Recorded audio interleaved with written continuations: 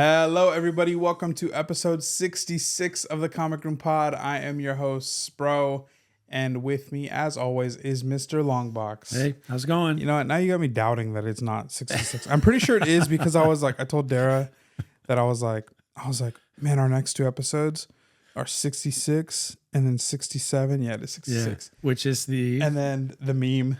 the yes. 67 meme, yeah. But I was like, so that means our first episode in 2026 is going to be 6-7. 6-7. Hey man, 6-7, I heard 6-7. In-N-Out banned 67 from their order numbers now because it was just getting too out of hand. Yeah, it's a bit crazy. It's funny hearing like Al Michaels and like the NFL commentators like talk about the meme. But you know, it's funny because it's like I feel like 6-7. The lore behind the meme I really don't know. Actually, Elizabeth Olsen, the actress for Scarlet Witch, she said it's her favorite meme because it's so absurd because it means nothing. And she's like, I love that for like Gen Z. It's like, it's the absurdity of nothing. And that's like, and she's just like, I don't know. She's like, I just love that. Yeah. For them. If anybody tries to figure it out, they rob the magic from it. Exactly. It just is. But I feel like a lot of times when it's like when you're explaining something, you're like 6-7 months ago, or like, yeah, I got like 6-7 copies of that. Like, and it's just kind of like for whatever reason. Yeah, it's like a etc. or a vague something. That's cool. Yeah. Well, so what's 66? We were talking about it. It's the start of the confusing. It's the first of I think 4 rivals for the first appearance of him or Warlock. Yeah. Which I think there are legitimately 4 potential first appearance arguments there. Yeah, there's a lot of cameos. But it's one of the strangest ones where you get the origin before you get the appearance. Like there's nobody debates that Fantastic Four 66 is the origin of Warlock. Yeah. It's absolutely his origin, but without him appearing, which is so weird. Yeah. I think, obviously, I think the book that the hobby goes to is that Thor one. Yeah. Where he's reaching out. But there's the Thor one just before that, the blue cover. Yeah. That one's cool. I have that one. And 67 is the first appearance. But if you say 67 is his first appearance because he shows up on the panel, and I don't recall if he has any dialogue. I don't think he does. I think it's just he's there. Yeah. Now you're into the Hulk 180, 181 thing all over again. Yeah. So, and there's no uniformity, as we've talked about before. But anyway, here we are, issue 66 of. We'll try to be more clear in our episode than the hobby has been about issue 66 of the Fantastic Four. Yeah. Well, welcome in everybody. Appreciate you guys for checking in. This is probably our last episode for the year, unless we feel like. Well, I guess if we record next Friday after, we won't be here next Friday.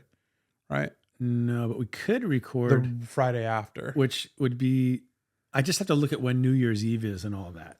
Because the Monday, the release date for this would be January 2nd, I think, which would then put us on December 30th. So maybe, maybe if we may get a little restless after 1 week off. Yeah, so we'll see. But this is certainly the last episode of the year. So we'll either be back the first week of January or the second week of January. We'll see. But yeah, last night, we'll talk about it later. I just went through and I was pulling some stuff for us to talk about, but I went and I listened to some of our like old episodes. Yeah. And for me, I obviously record and it's a good time. And then I edit on 2 times speed. So I don't, most of the time I'm not comprehending. I'm listening for like triggers on my mind that I know that I can remember from the conversation where like I need to do like a camera turn or like whatever, like if I'm doing like an actual like edit. And so it's like I rarely listen to the conversations over again. So I realized I was like, man, like I could go back and watch all of these and it would all be like pretty fresh because essentially it's like the conversation we have now is kind of the last time that I like. The final time that I hear it. But you go back and you listen to them, I always right? watch them on Monday. Yeah. I check them out. Yeah. Yeah. I like it. And what was funny, well, a couple things. Here's what is it called? A New Year's resolution. I got to get my editing back. I've been lazy this year. I used to edit I had the whole intro. I had the whole thing. I mean, I've been like a lot busier than I was before. Yeah, to be fair. Yeah.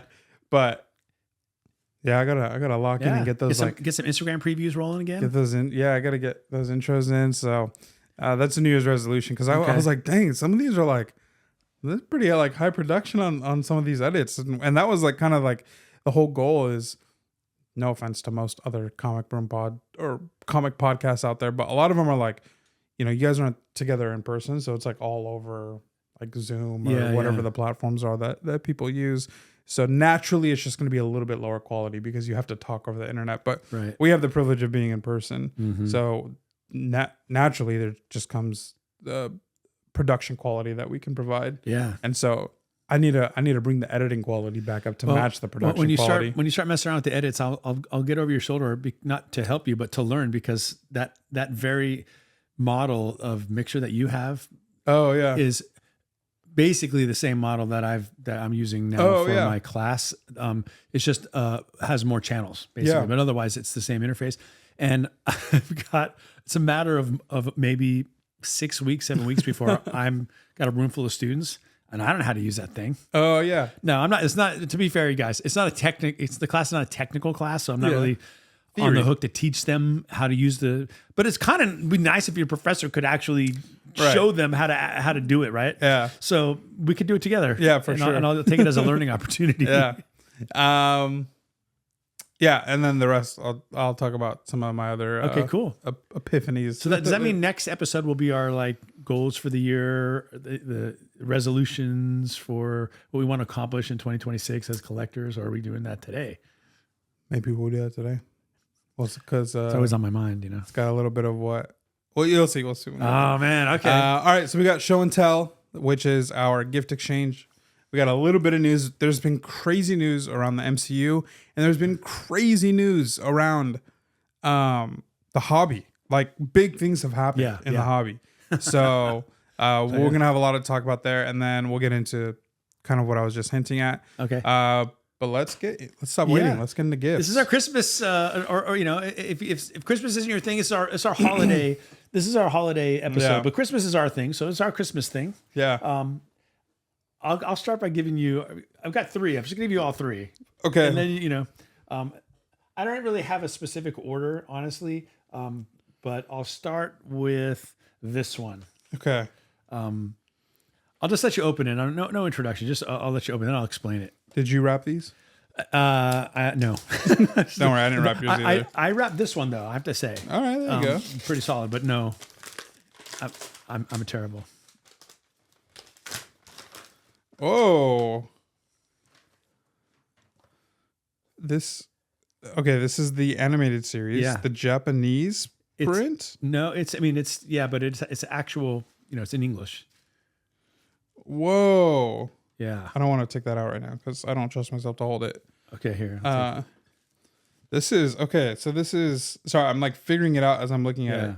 This is the 1967 Spider-Man collection. Of the animated show. Yep.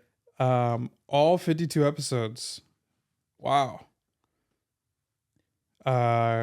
Villains including Doc Ock, Green Goblin, Mysterio, Rhino, Dr. Magneto. Interesting. And it seems like this is a Japanese print. Yeah. Yeah, this is a Japanese print. I did a little research after, and it's not easy to get to find. Yeah. Here's the funny thing. I found it at a thrift store, just nestled among the DVDs, like, you know. Wow. And it was just sitting in there, and it had a.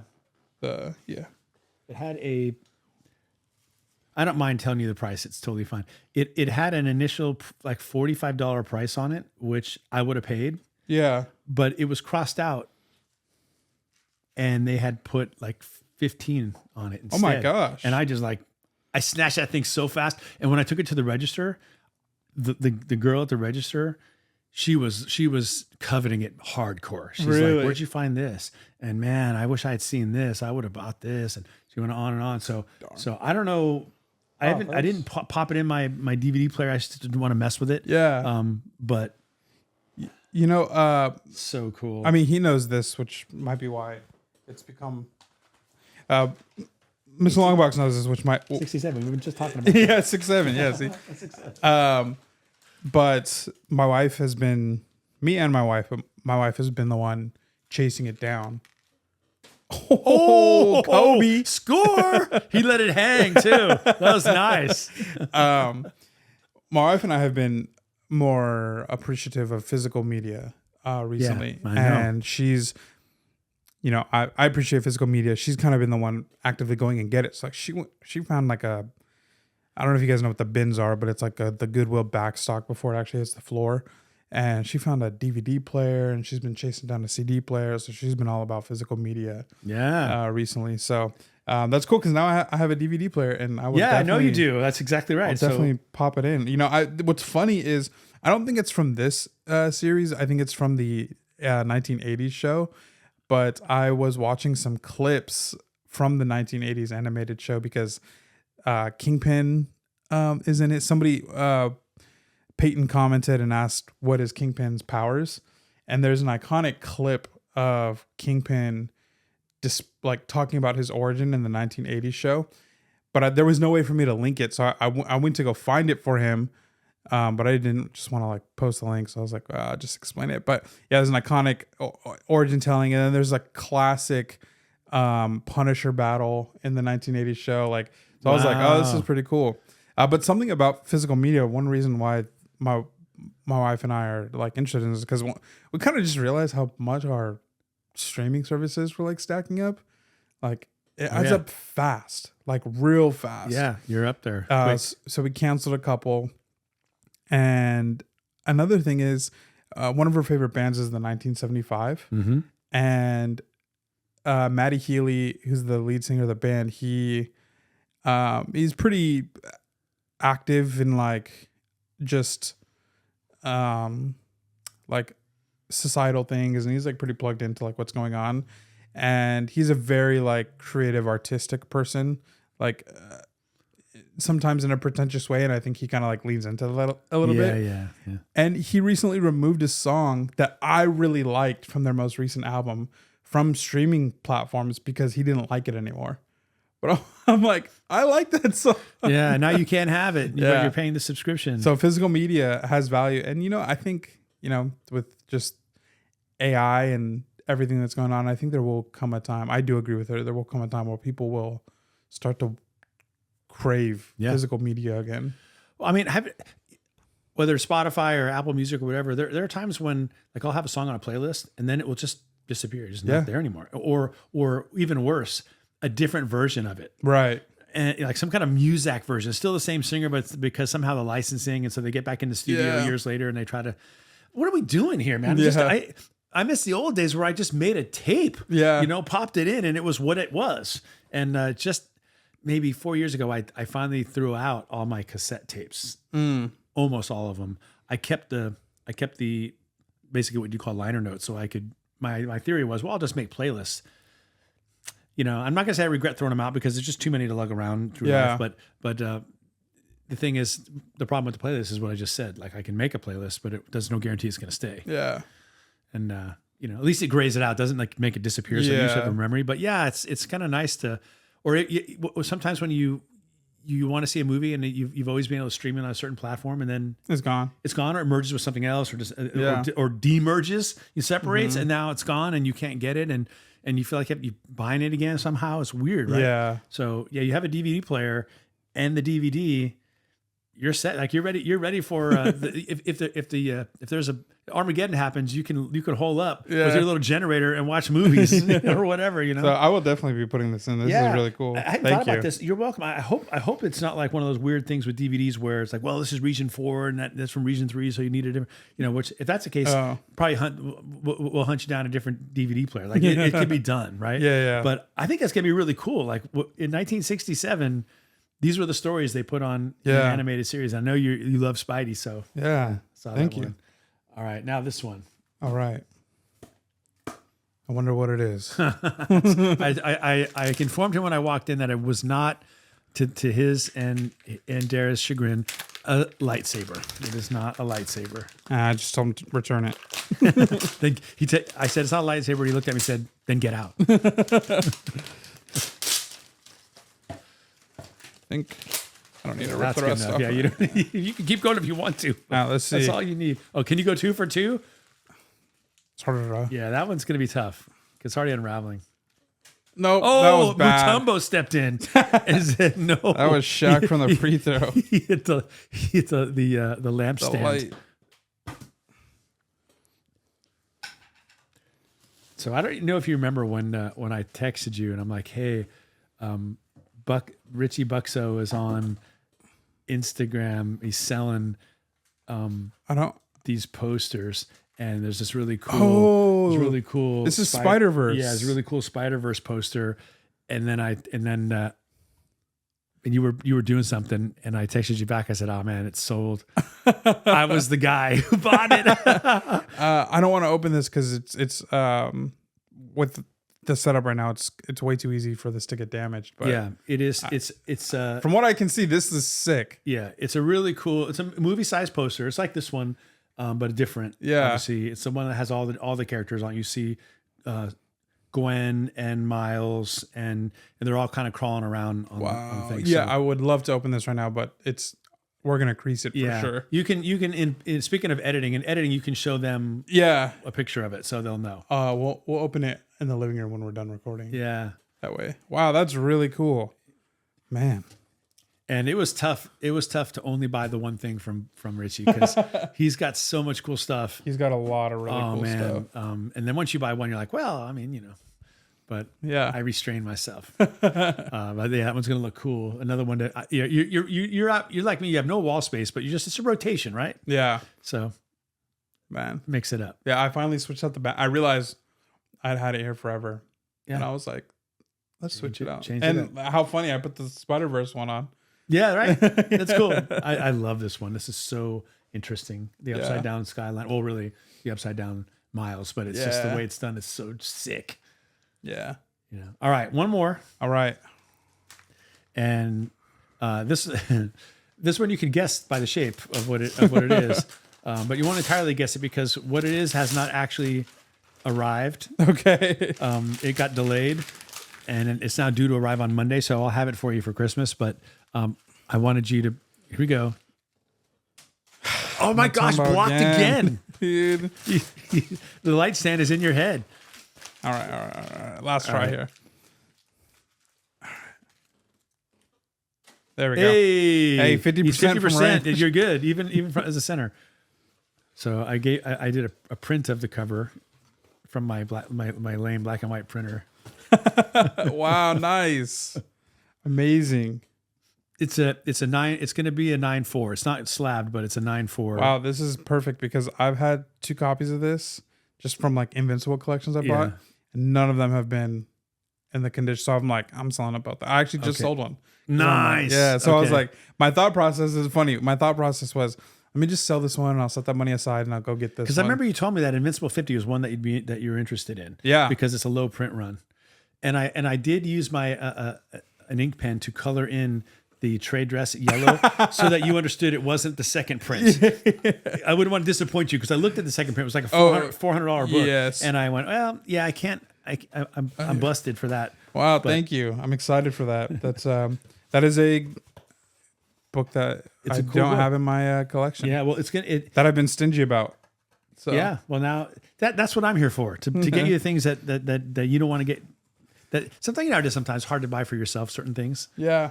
Well, I've bought some where it's like someone's like VF Plus, and then I get it, and it's like fine, very fine, and I'm like, man, I would have taken a VF Plus, like, yeah, but yeah, thank you. I'm excited, and it is it's coming from New Jersey or New York, okay, and for some reason everything was going fine, and then it sort of just got stuck in New Jersey. Yeah, it got stuck in the processing, and I go back the next day and it's still in New Jersey. I'm like, what are y'all doing in New Jersey? Yeah. Like it's in the processing center. But then again, that's got to be the busiest mail center probably in the country. And it's the holidays. Gosh, can you imagine? Oh my God. So. It's honestly like, as much as USPS messes up sometimes, it's actually a miracle how USPS works. For how consistently they deliver the mail.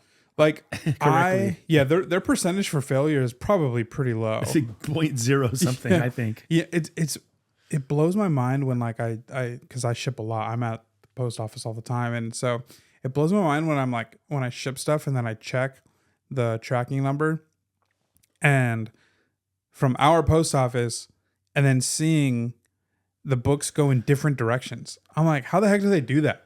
Like, how is it? In my mind, it's like, oh, maybe it all goes to LA and then it like shoots out from there. But no, sometimes it just goes north. And I'm like, what? How does this happen? Yeah, there's processing centers in Santa Clarita, they're in Santa Barbara. Like, I have no idea how they make these decisions, but they do a great job. Yeah. By the way, there is another gift, but that will be it's not comic book related specifically, so that'll be under the tree. We wanted something for you under the tree on Christmas morning. All right. Sounds good. Yeah. All right. Well, thank you. I really enjoy Christmas. and love all these. Yeah. Merry Christmas. It's, shopping for you is a lot of fun because it's like shopping for myself. Yeah. All right. Wow. So, look at this. It's a lot of gifts, man. Yeah. So you had a pretty big year in collecting. You knocked it out the park. What you accomplished this year is given we've been collecting again since 2022, I think. Yeah. But what you were able to accomplish just in 2025 is what people like stretch over the course of years and years. And so you like locked in this year and picked up so many grails. And your collection went from like a B- to an A+. I don't even know if it was a B- before, but and it jumped up a lot. Yeah, it jumped up a lot. That's definitely what I'm trying to say here. So these 4 gifts all pertain to massive milestones that you've hit.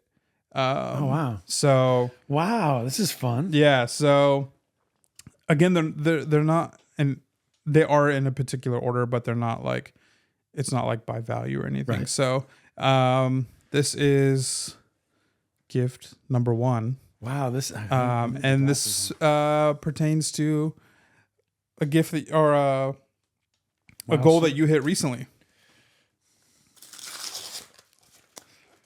This is nice wrapping, by the way. All Dara. She takes after her mom. Definitely not me. All right. Should I take a shot? Let's see if you got it. No, I have a tougher shot, though. I'm like behind the backboard almost. Yeah, you do. But I don't have to worry about the light. No. Oh, way too hard. I almost knocked your Dune print down. That was a brick. I don't have my knife. That wasn't even close. Oh, wow. Ooh. So, okay, this is a gorgeous Something is Killing the Children Frisson cover, which anybody who knows me knows. Yeah, so take the book out. It's a little bit more than that, but you'll see. So it's a really cool die cut cover. And I forgot, it's super cool. So obviously that's her mask that she wears. That's and then gorgeous. It's a die cut, so you take the mask off, and she's got stuff going on there. Oh. See, now that's a book I would never want to slab this book because you could never really. Yeah. She did a bunch of variations of this, right? Like I've seen. Yeah. Frisson is that not? Look at that, man. Yeah, that's so cool. That's beautiful. And so this, I know what it signifies, but do you want to tell them what it signifies? Yeah, your show and tell last week, you got the first Frisson cover. First Frisson cover. Yeah, because it was sometime early in our recording, because we were recording. Thank you, man. This is really nice, man. I love it. We were recording in your office, actually. Put it back. Oh yeah, put it back.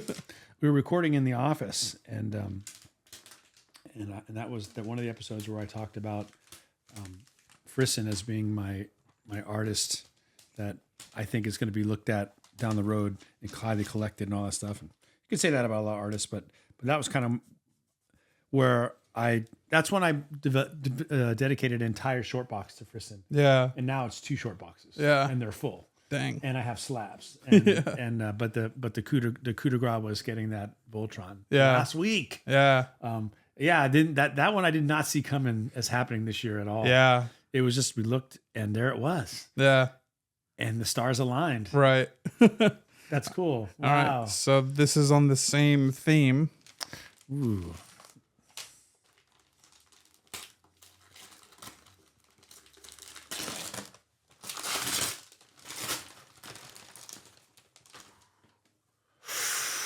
No way. What? So here's the thing is I bought this book and then Dude. I kid you not, a week later, I get this book again in a collection. Okay. Oh my gosh. This is a banger, dude. Yeah. Something is Killing the Children, number 11, 9.8 CGC white pages. It's the Virgin Jenny Frisson sketch cover. Yeah. And I saw this in your office in that collection that you recently bought, and you saw my reaction to that when I saw it. I was like, oh. So I actually bought this for you before I got that book. That's insane. So when I got that, I was like, I guess I could have waited a week, but wow. But Joshua. hey, I didn't. At least I didn't get it at a. I paid full price for that, not a collection price. Thank you. Yeah, this is not a cheap book, man. Yeah. At all. So yeah, I was. Thank you, man. Yeah, you're welcome. That's beautiful. Yeah. That is good. You guys, can you all see that? Is that not beautiful? Yeah, it's Jenny Frisson, man. fantastic. So, Jenny, if you're watching, well, hello and thanks for watching. And come to the West Coast to a convention, please. Yeah. I got so many books. I'll stand in line for you to sign them. so I love your work. Yeah, that's amazing. Thanks, man. yeah. So I have. There's more Jenny Frisson. Something is Killing the Children from that collection that I got. So if you want 2 slabs, you're more than welcome to. Man, I mean, I was eyeing that book. Yeah. Should I put this? Wait, what should I do? I don't even know. I can put them. Doesn't matter. I got to put that one up because it's a 9.8 and it's limited. Yeah. But that one, okay. Wow. All right. Now moving on here. I can't. I feel spoiled, man. I'm already spoiled. You've already done enough. All right. So this is. Gosh, we will see when you open it because now I'm forgetting the order that I put these in. All right, take another shot. I'll try not to completely. Oh, I didn't take a shot the last time. I was so excited to see the book today. Here we go. Just trying to. Oh! Did it go in? Yeah! It went in. Yep. Woo-hoo-hoo. Dang. That was nice. Also 50%. 50%. Maybe I'll just quit right there. All right. All right, so this one. Okay. Oh, I already loved it. I already love it. Yeah, so this is, you obviously hit some insane Catwoman goals. So this is an Art Germ exclusive, limited to 1,000. Whoa, my goodness. This is Absolute Batman. Yeah, Absolute Batman 14? 13. First. Absolute Catwoman. Absolute Catwoman. Certificate of Authenticity. Pure Art Revival foil variant, 520 out of 1,000. Yeah. Right there. Where did you find this? On the Art Germ Collectibles Whatnot show. Yeah. How did I miss that? I don't know. It was so good I had to buy myself one too. Oh, I love the colors. I love it's like a gold hue too. Yeah. Right? It's really nice. Beautiful. So thank you, man. yeah, you're welcome. Wow. Yeah, this was a big year for the Catwoman. Yeah. It was a big year. You're almost there. Yeah, You got one more book. I only have one to go, and once I get to that point, it's constantly in my orbit. Yeah. And in fact, there was one that might still be available in a, I don't remember, 1.5, I think, something like that, and it's like 1,200, so it's not like crazy. Yeah. But and Rohan sent it to me, but I already seen it. Oh yeah. But I'm sorry, I just have to take a moment again and just say how much I love this cover. Yeah, I've got the regular cover A. I've got the basically the normal foil version of this one, and all the other variants of this one, and some of the limiteds of this one, the ratios. I never even saw this. Yeah. So. And this might be my favorite one of them all. I mean, it's beautiful. Yeah. Yeah, it is really nice. A lot of times with foil, it washes out the cover. Yeah. But somehow the way that her skin is colored and the gold coming off of her, mask there on the top, it's actually brighter. Yeah, I like the see through, like where you can see her eyes too. Oh yeah, You can see through the mask. Yeah. that's actually really really cool. Yeah. Thank you. Yeah. Yeah, absolute Catwoman, man. She's cool. I only need one more Golden Age Catwoman cover to complete the run of 8, and but it's the most expensive one. Detective Comics 122, and it's expensive. There's just no way around it, you know. But that one is. But how many did I buy this year? I should probably do them. I think I did. I probably bought about 4 or 5 of the 8. Yeah. I mean, I told Debbie, my wife, I told her the other day, we're talking about hobbies, whatever, and I just said, you know, I've poured entirely too much money into my hobby, you know, this hobby. I said, but here's the thing though, with very few exceptions, I can get the money right back out of it. Yeah. You know, there are certain things I bought that I paid a lot for because I wanted. I'm not sure anybody else wants to pay it for it. Right. But FF1, FF5, you know, these Catwoman cover, these Golden Age Batmans, they have value. Yeah. So I can always, if need be, get the money out of it. I told her, I said, I could have a hobby of collecting like expensive bottles of wine or something like that, right. which, you know, you buy it, you pour it, that's it, right? Yeah. You know, or like I saw someone sell a bottle of bourbon, Pappy Van Winkle bourbon on I think it was an elite sale or something. Somebody busted one of those out, and it was like 4 or 5 different from that distillery, and it was several. It was I think it was north of $1,000 for the whole. Oh my gosh. You know, because these bottles are expensive. Yeah. And someone watching probably saw it and can correct me on the price, but whatever it was, hundreds or 1,000 or whatever it was. So yeah, a lot of things can be collectible and a lot of things can cost money, but not a lot of things can be resold to get your money back. But our hobby is one of those things. Yeah, we have a solid market. So for all of us, you know, that's the kit for what you tell your significant other, or you call it copium or whatever you want. You can say, I spent all this money, but I can always get my money out of it. Yeah. And Debbie has seen me do it. Yeah. She knows that I will sell. Yeah. Or a good percentage of it back. Because some stuff. Some sold for a win. Yeah. But wow, man. Yeah. All right. So here's your final gift. And obviously that just means there's FF left. So yes. And I'm going to talk about that for a bit because that one was special. All right, I'm putting my 50% on the line. Last one. But I just have you have to know that shot that I made was really not an easy shot. Yeah, it's very impressive that he made. This is a very difficult shot. Yeah, I have a direct line. Yeah. He's shooting like at an angle with many objects to a very small trash can. I got it. Yeah, it's like shooting from behind the backboard. Yeah, yeah. So here we go. Nope. I knew soon. Don't you know? Like as soon as it leaves your hand, you're like, that wasn't where I wanted it to go. Yeah. Well, 1 out of 3. It's not terrible if it's from 3-point range, and I'm not a shooting guard. 33%. I know that the line of demarcation is 40%, so it goes. Here we go.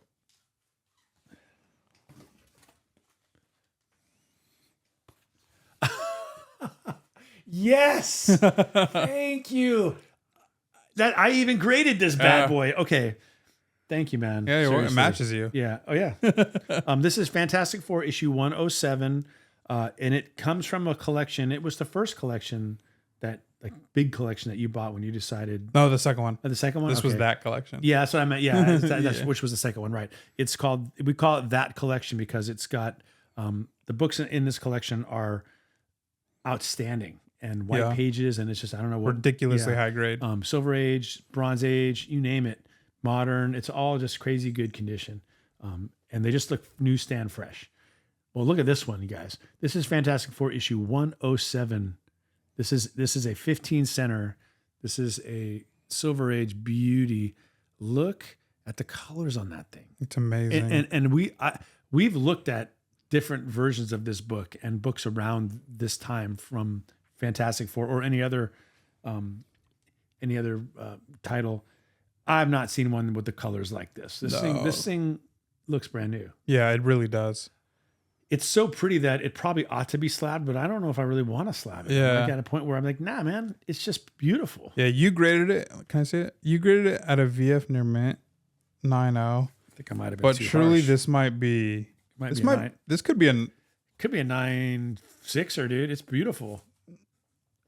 Yeah, like a 9.2. 9.8, 9.9. I mean, 9.2 conservatively. Like 9.0 is very conservative.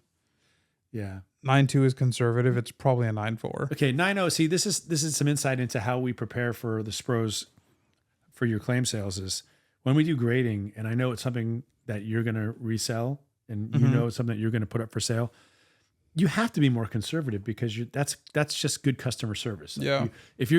I'm just telling you guys, with Joshua, your mentality is if it's a 50-50, I'm gonna go. The customer's gonna win. Yeah. It won't be me. I'm not trying to win that. Yeah. And that's the way it is with you.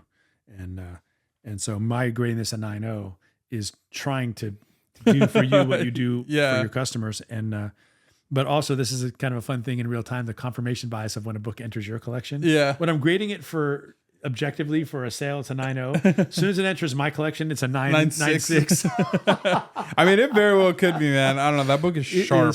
It is absolutely stellar. It is, and I remember thinking, I really want that book, that particular book from you. Yeah. But that you loved it so much, it went immediately in your PC. Yeah. And I was like, I don't know if you ever played that game. It's called Sorry, and the game is where you four pieces, you go around the board, and if the goal is to get to the end and get into home base, and once you get into home base, you're locked in. Like nothing can ever take it out. Yeah. And that's what I thought about when you put it in your PC. I'm like, that's in home base. I'm never going to pry it out of there. Yeah. But what I hadn't counted on was your gigantic heart.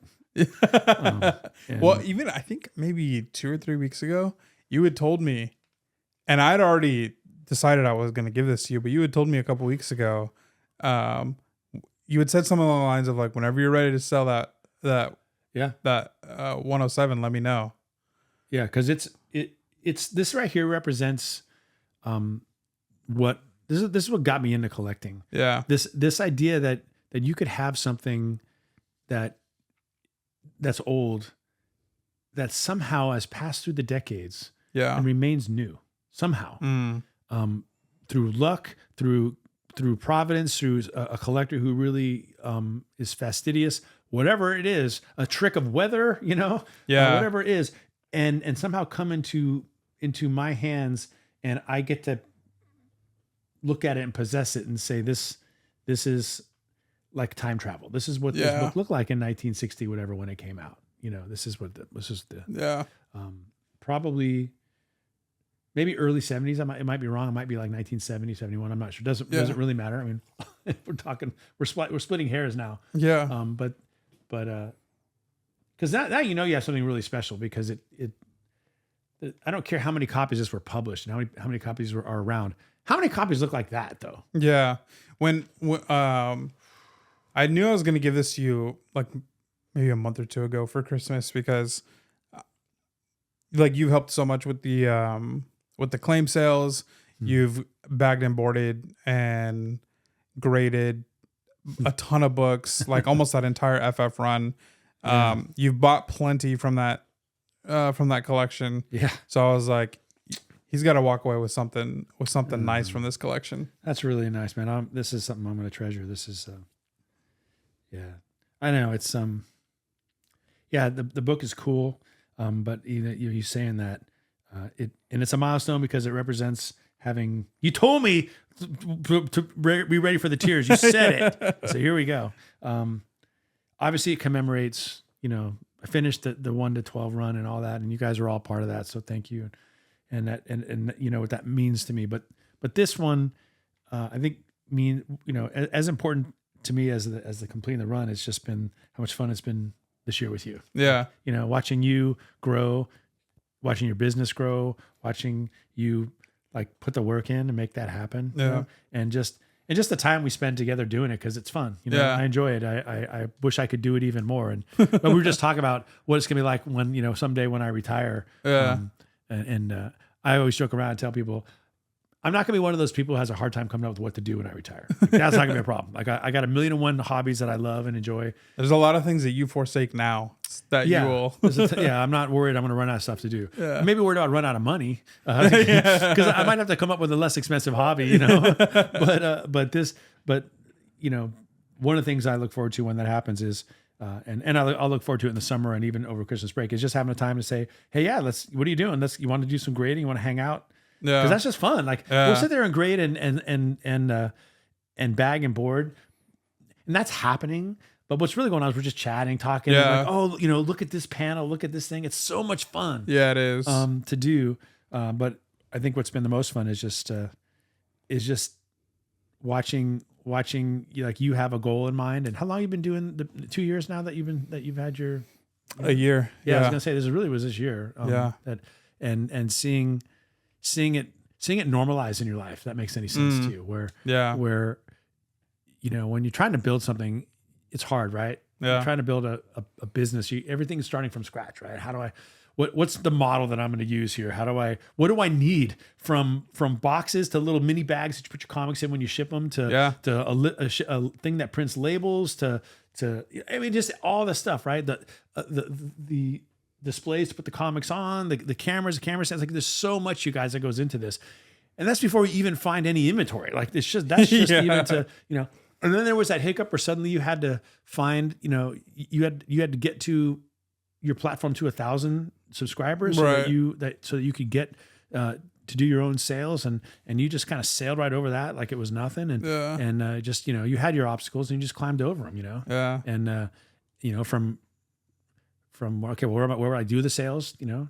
Oh, well, here's an office building. I'm just gonna send it, as you always say. Yeah. I'm gonna lay the money down. I'm gonna sign a year lease and believe in myself and bet on myself. Yeah. And that takes a lot of courage, man. Yeah, it does. I feel like I've learned that lesson.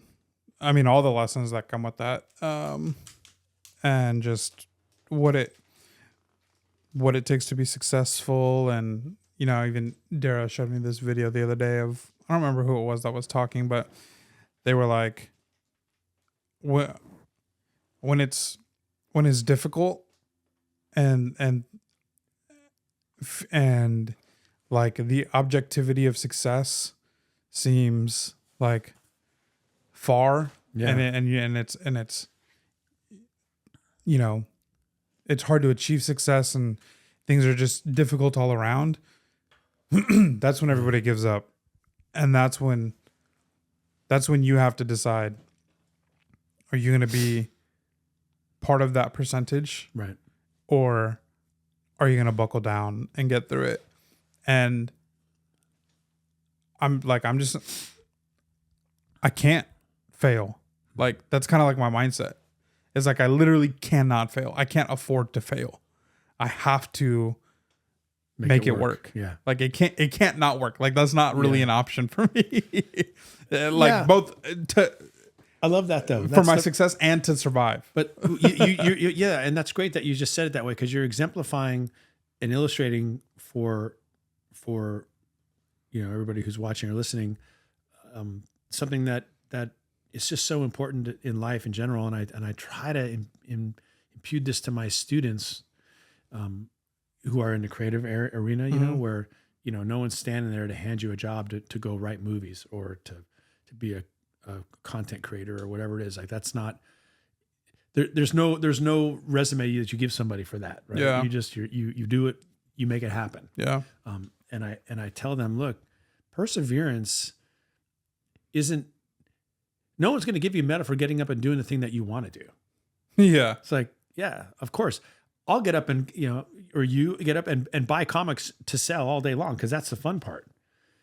What makes the difference between people who succeed and people who struggle to succeed is getting up and being persistent and persevering through the things you don't want to do. Yeah. That's the difference, you know, and you know, and I tell them, I'm glad that you're driven to write these stories, but show me you're just as driven to do all the other stuff that's going to make it happen. Yeah. You know, to make your career go. And that, you know, so much of success and failure really comes down to deciding, I'm not gonna fail. Yeah. And the other one that you exemplify is and I'm going to get slightly societal about this a little bit, but not political. And it's simply that and I can hear Josh was like, will it end up on the cutting room floor? He's going to make more editing work for me right now. No. But so much of you hear people complain about young people. I hear it a lot. Yeah. Because I live in a world where we're serving young people. Yeah. So, and we always put ourselves in check. Don't get cynical. These kids are way better off than I was at their age. They're way further along than I was. I was a knucklehead when I was in college. I'm just going to tell you guys. I wasn't until I got married and got into grad school that I actually became a good student, if you want to call it that. But anyway, all that to say, it's fashionable to like beat up on the young people and say they're not responsible. They don't do this. They don't do that. They're dumb, whatever it is that you want to say, fill in the blank, right? But here's the deal. You know what the final ingredient to becoming a man is? It's the responsibility that comes that forces you to step into the roles that you wouldn't step into without that responsibility. Yeah. And to ask a 20-year-old, 18-year-old, 17-year-old to become that is really a big ask because they don't have the external, most of them don't have that external pressure because they're kids. They know there's a safety net. They know it's not really real, If I don't get a good grade in this class or I lose my job at McDonald's or whatever, okay, so what? It's not a great feeling. But when you are like, no, I got to pay bills, for me, it was when Dara was born. Yeah. That's when I really got serious. That's when I remember being on the phone with my mom. Deb was, man, she must have been 8 months pregnant.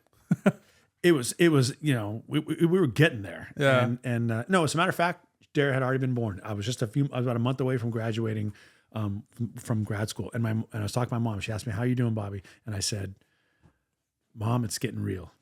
It's getting real. Like, I can't fail. Yeah. I have, these people this little life and is depending on me. Yeah. And that's when I feel like I finally became a man, Yeah. Biologically you become a man, years puts age on you and all that, but the responsibilities force you to step into those roles. Yeah. And so that's why like when you say, you've said it to me and I'll echo it back to you. When you say, sometimes you just got to send it. I love that because sometimes you just say, look, I don't know if I'm ready for this. I don't know if I can be this. Yeah. If I can be a business owner, if I can grow this, I don't know if I can or I can't, but this is the path I'm going to walk. And so once I commit to it, now I have to. Right. And then you surprise yourself. You find out, yeah.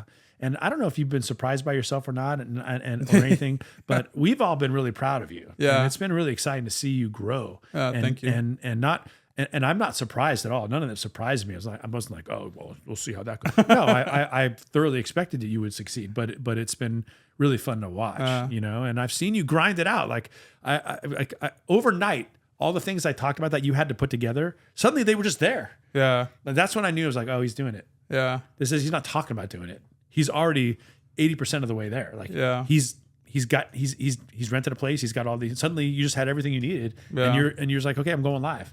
Like, this is crazy. Like he's doing it. Yeah. And dropping money on big collections where you're on the hook to make money for those from those collections. That's it's a big, anyway, so I'm talking my ear off, or your ears off. Yeah. But anyway. Well, thank you. It's been a big year for both of us. Yeah. Those are very kind words and I treasure them deeply. So thank you.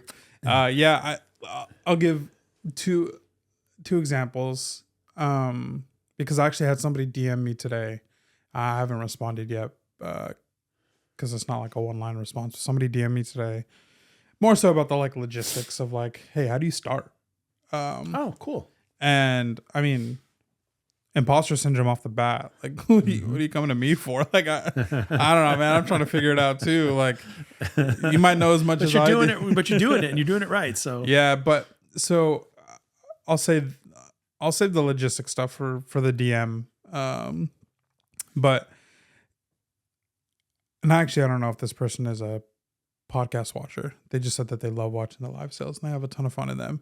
And it's crazy because it's not a name I recognize, so they just hang out. That's fun. Yeah. So I'll say two examples, and then we'll move on. I was last night.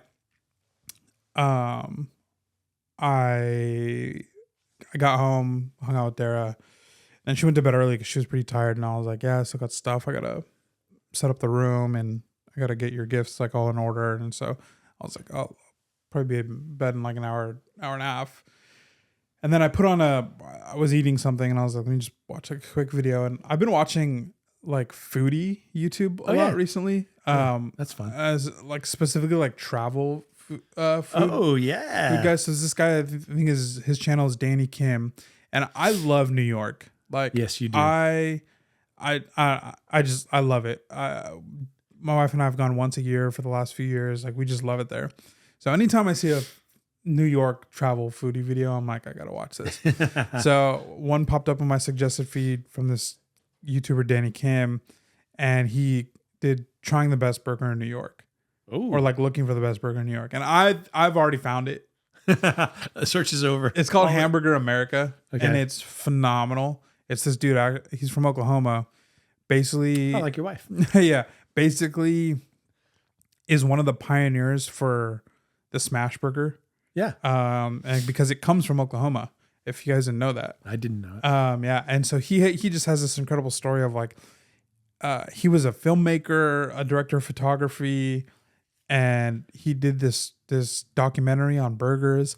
And he said he just had people hitting him up all the time, like, yo, how do you make the best burger? Like, blah, blah, how do you like, where do I get like, and he just kind of became a chef. Like he went from a filmmaker to a chef. Wow. And he started in COVID, bro, like right before COVID, and then COVID hit. So then he was slinging smash burgers from his window. Like he like literally had a slide. People would come, put in their orders, pick up, and he would just like slide it out of his window in New York. How's that for social distancing? Yeah, exactly. That's awesome. And then he opened up this spot called Hamburger America in New York, and it's amazing. And it's what I love about it is it's so simple. It's just cheese, burger, bun, and mustard. And he's got a couple other. He has like an onion burger where it's like the beef is like he puts the beef onto the grill and then just covers it in onion and then just like grills the burger in onion. It's amazing. So, anyways, so it's of course when I click on the video, it's the first place he goes to because it's probably the most popular place in burger place in New York because that guy's just insane. Anyways, he's going and he's like, what kind of advice do you have for entrepreneurs and maybe for people who want to like start their own restaurant or, you know, just any field?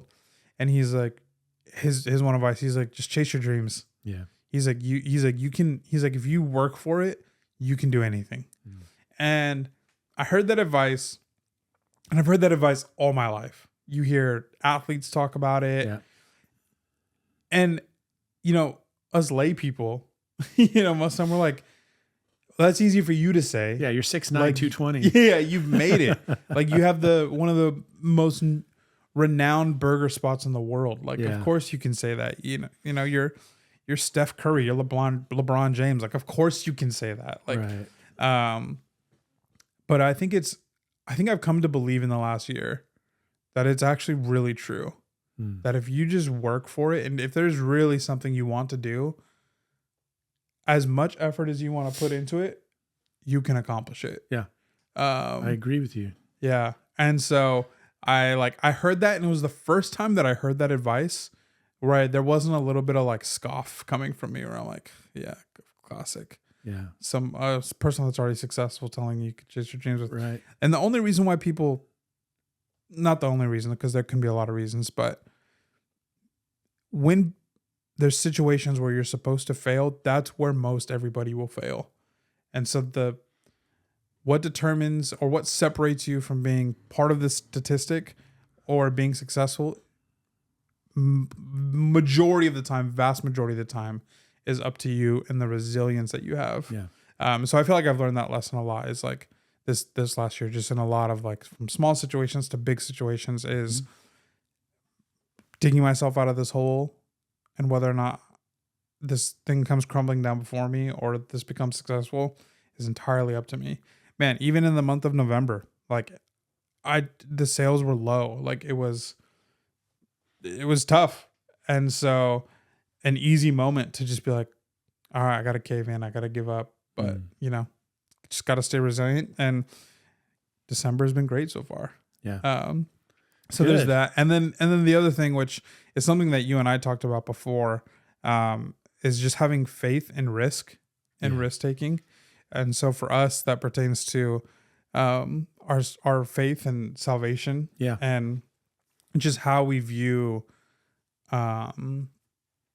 life and the way that God ordains things in our life, and the way we view his sovereignty, and just knowing that he's sovereign over all things and is in control of all things. I was listening to a song from this artist named Andy Mineo.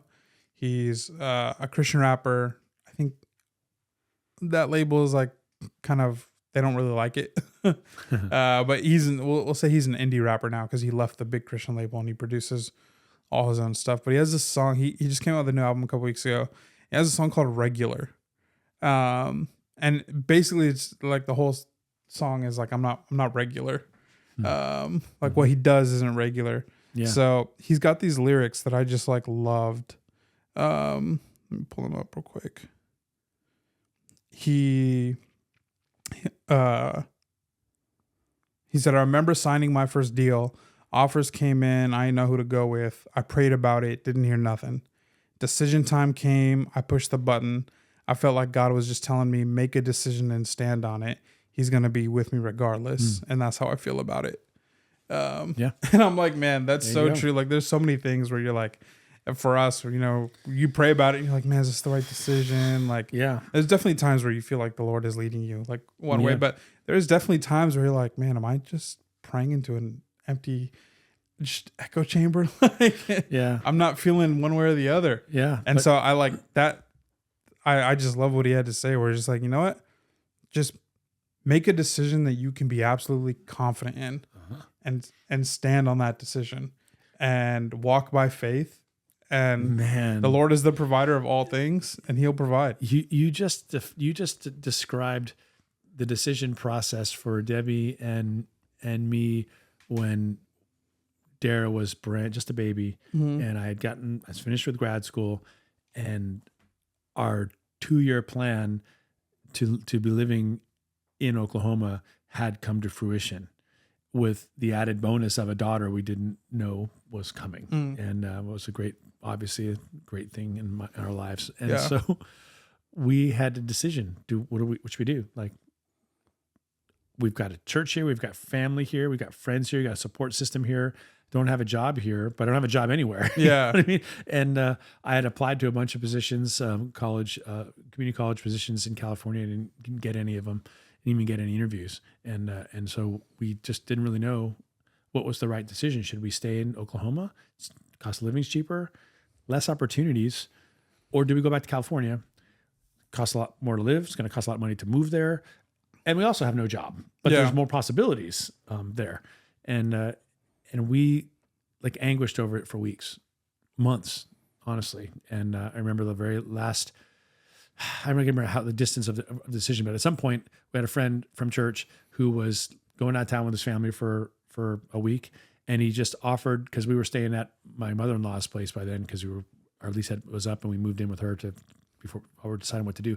And he let us stay in his house for a few days, a week. I don't remember how long, but basically Deb and I treated it like a retreat. We just went there and we just cut off all input from the outside, and we just prayed and prayed, trying to figure out what to do. Yeah. In the end, we didn't really have an answer. Like it felt like, is anybody hearing my prayers? Like, I know the Lord is there, but am I getting an answer? And in the end, our decision was, well, short of any new information, what was the answer we got when we decided to move out of California in the first place?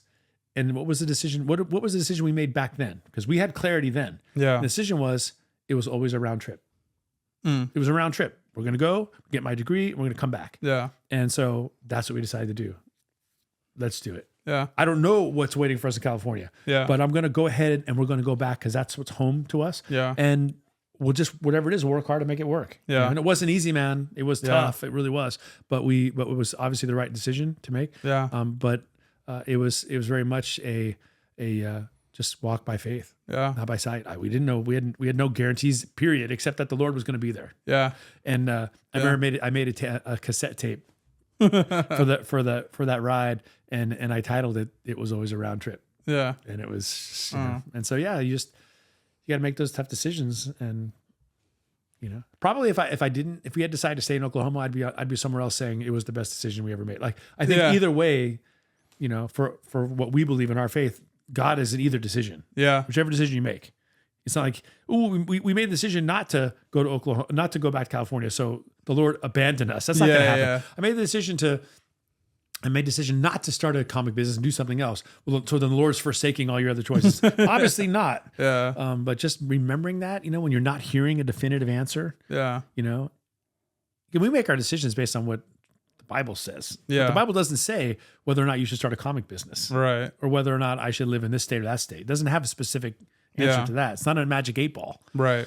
So, you just gotta believe in what you believe and make that decision, and just once you make it, be bold, right? Yeah. That's the key. Yeah. That's what I'm saying about when you started the comic business. Once you started, it was you were all in. There was no like tiptoeing into it. You made the decision, and it was like boom. Yeah. Everything came together in a matter of weeks. You were ready to go. Yeah. And I'm like, wow, it's happening. Yeah. And it was so cool. Yeah, because I mean, the night that I signed that lease, Darren and I were like, "Oh, let's go to this burger place. We'll go celebrate." And I'm like, I'm Celebrate, scared. yeah. Yeah, but it's like a little bit of both, right? Because you're like, all right, a new venture, that's exciting. Let's go celebrate. But then also, I was like, man, what do I do now? Like, and my thought process was, well, I gotta sell my collection, like, because I don't have a collection. I haven't bought anything. Like, but what happened? But yeah, that night. Night. It was when we got back. I signed the lease that afternoon. We go out to dinner. We come back home. We're gonna watch Spider-Verse, Into the Spider-Verse, or Across the Spider-Verse. And then I had to get a text message of Grails, Avengers 1, ASM 129, Silver Surfer 4, just insane pieces. Yeah. And somebody was like, "Hey, you interested in any of these?" The FF3. Yeah. And I was like, "Yeah, all of them."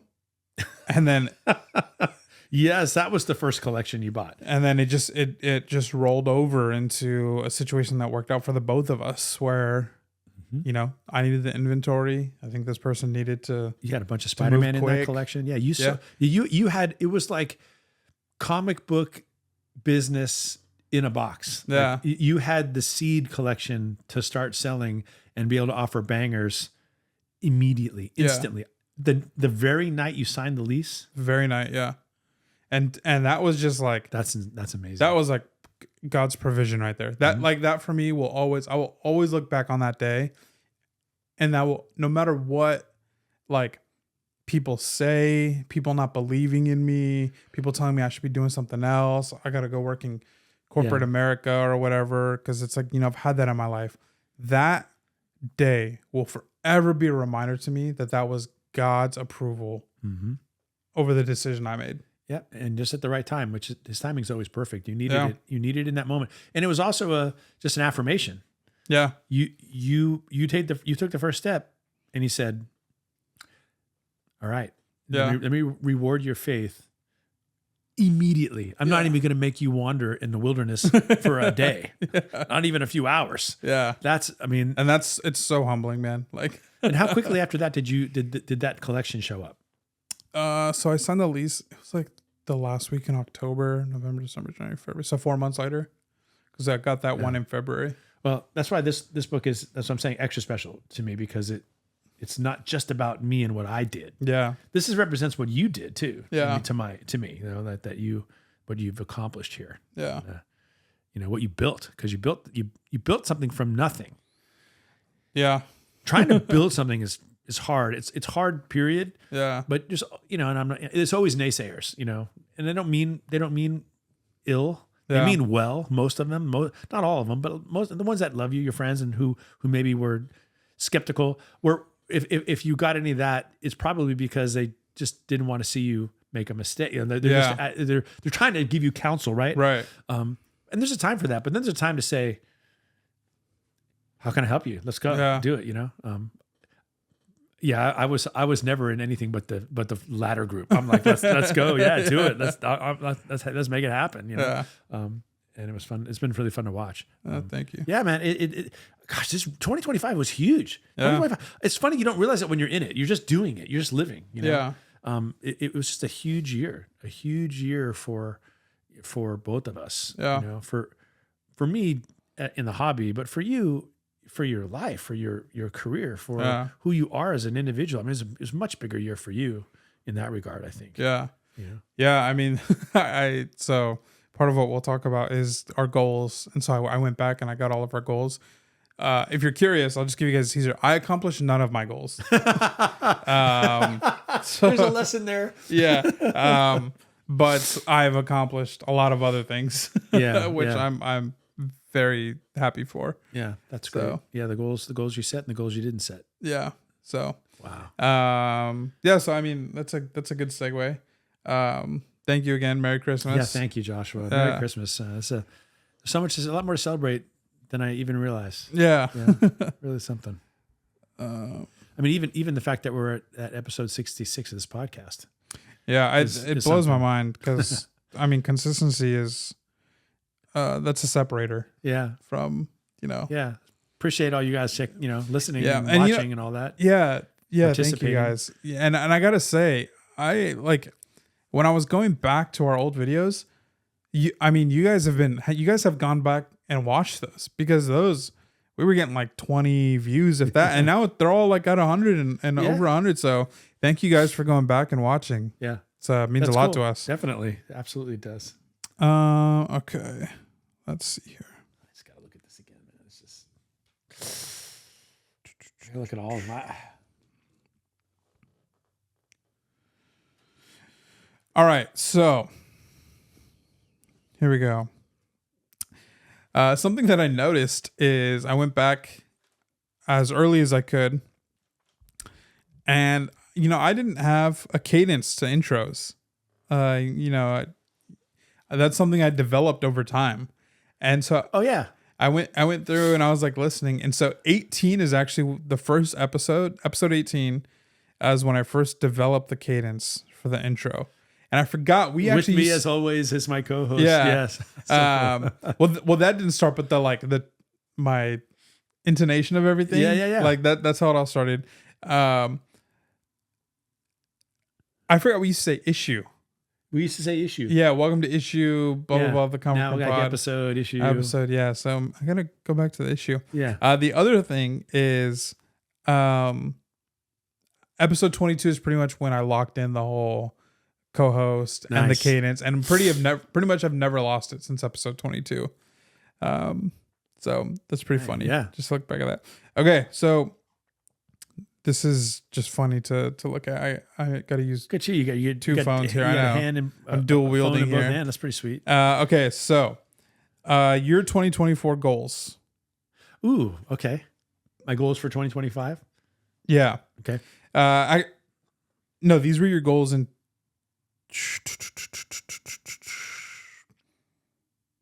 Yes. Okay.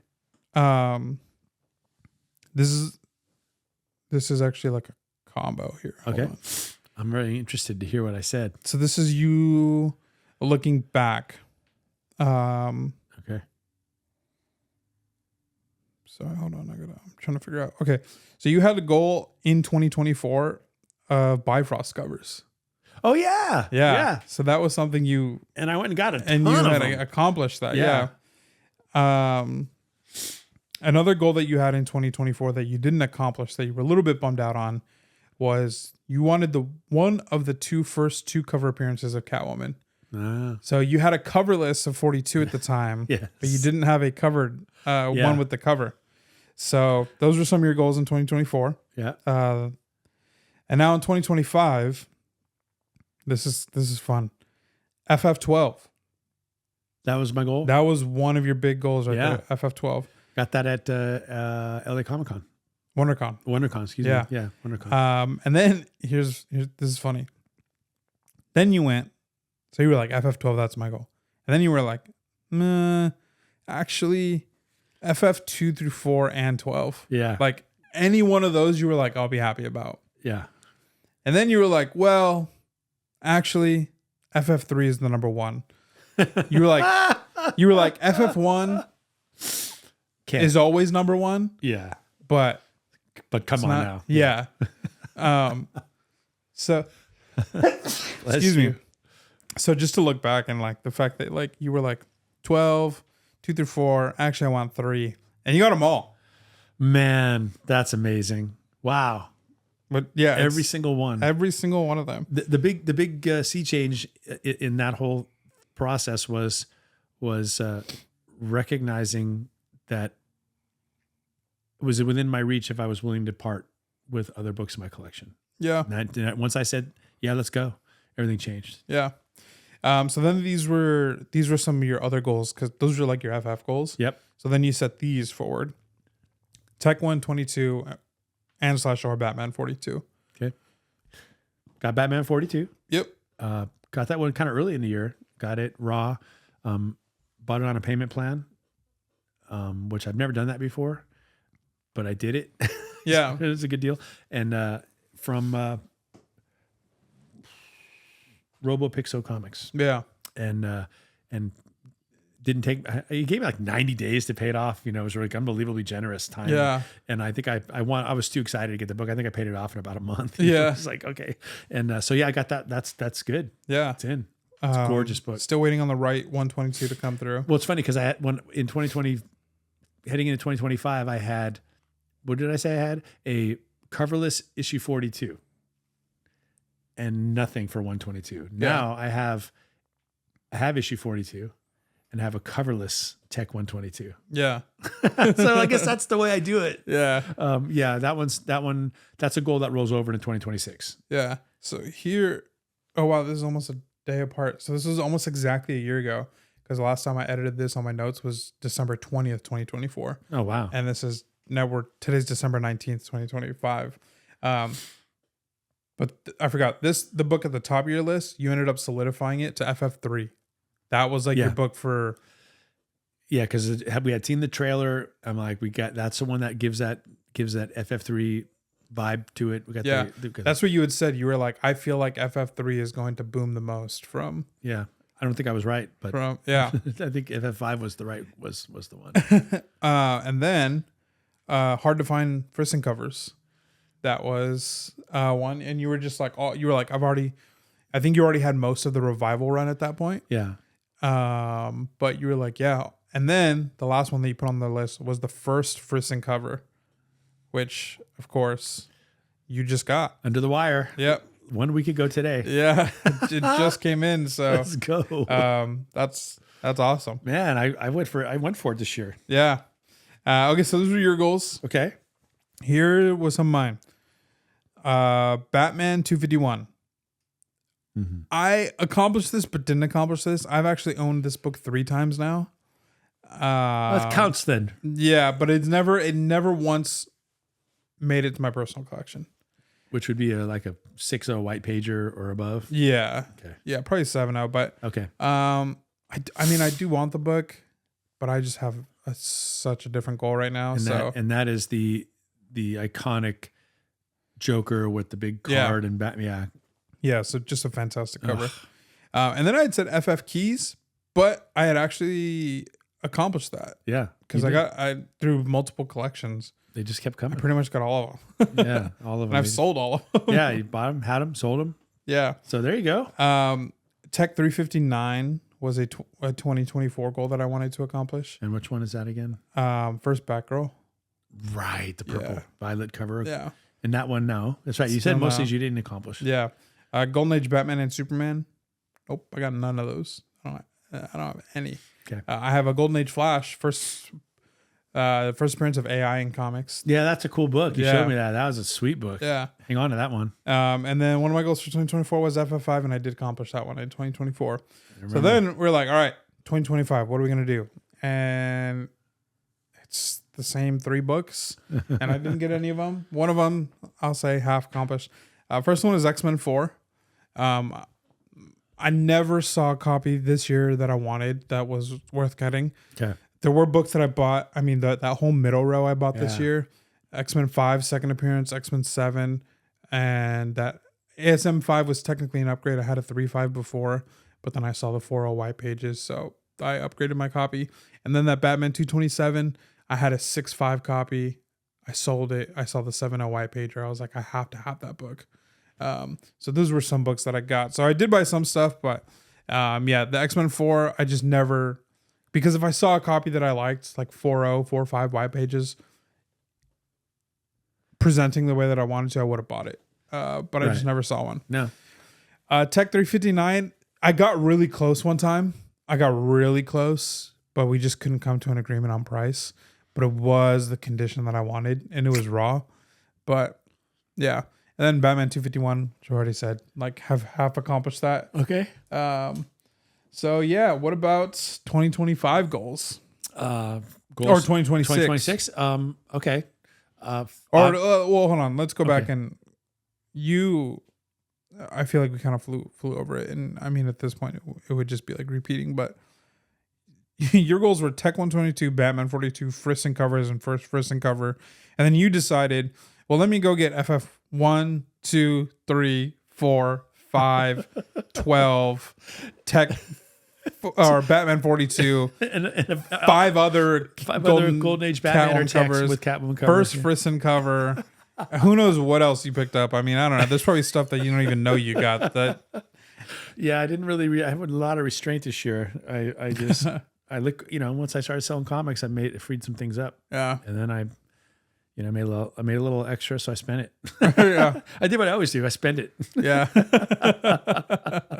Thank goodness for 401ks, because if it wasn't for that, I would have no savings. If that money gets into my hand first, I'm going to the comic shop. Y'all know, right? But the only way for me to actually save is don't ever let it get into my account. Yeah. So that's been a good thing. But yeah, I accomplished everything except Tech 122.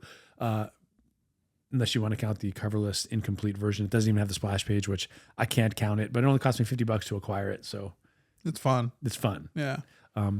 So goals for 2026. Yeah. Obviously, Tech 122. Yeah. There aren't going to be a lot of books on this list because I'm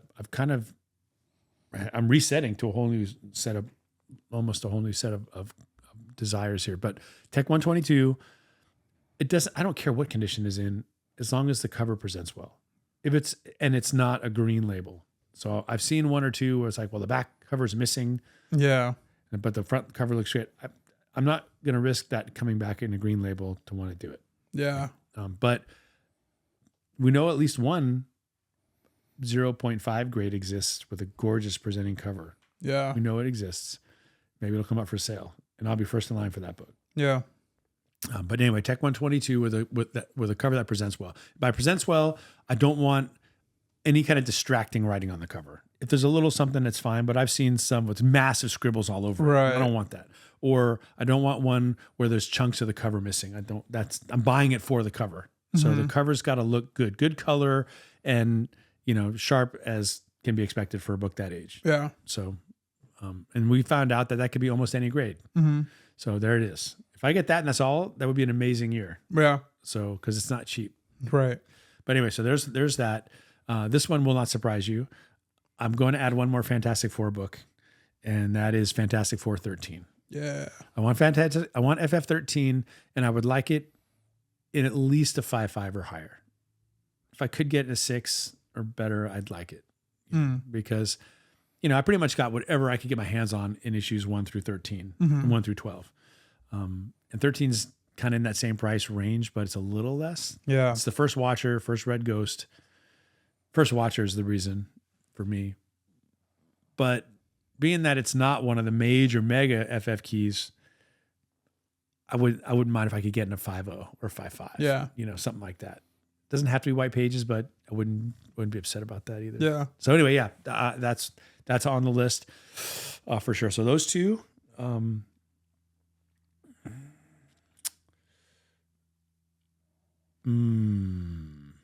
I should add a couple more. It's I do want to get. There's a couple other Frisson covers that are a little hard to get that I want to get. One of them is the Hack Slash. That is her first.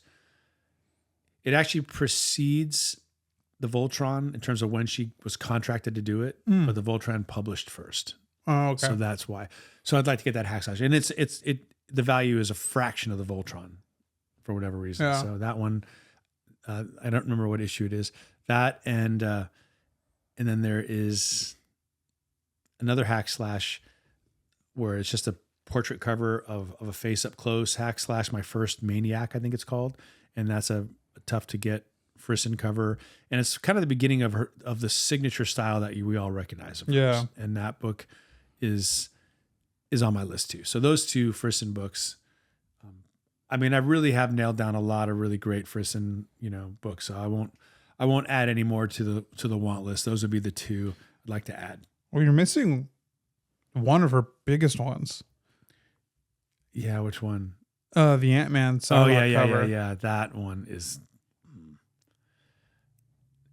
Yeah, what does that cover look like again? It's a sick cover. Yeah, the Psylocke cover. Yeah, that one. It's a Astonishing Ant-Man 10. It's a variant. Yeah, but I mean, I would love to have that one. Put that on the list too. Astonishing Ant-Man 10 Frisson variant. Astonishing Ant-Man 10. Yeah, because that book in a 9.8. That's like one of her sought after covers. Very sought after cover. I that's the one I shouldn't forget about. As far as I'm always kind of eyeing Golden Age. There's always a Golden Age 1 or 2 book that besides the Tech 122 that I might be interested in. But I don't have a specific one. It'd just be a high grade Schomburg cover or Lee Elias cover or I've got enough LB Cole for now. I'm not really looking for another LB Cole at the moment, but a Schomburg or a Lee Elias or a Baker cover, Matt Baker cover again. But I've got kind of the key one that I want, but it's just one of these ones. But I'm not gonna. I'm not like jonesing for any of those right now. It's just I'm always got my eye out, and if one pops up for cheap, relatively cheap, I'll pick it up. Yeah. But what about Invincible 1? No. I'm vicariously enjoying it through you. You're content with my 9.6? I'm content with your 9.6. I might have an 8.5 coming early next year. Really? Yeah.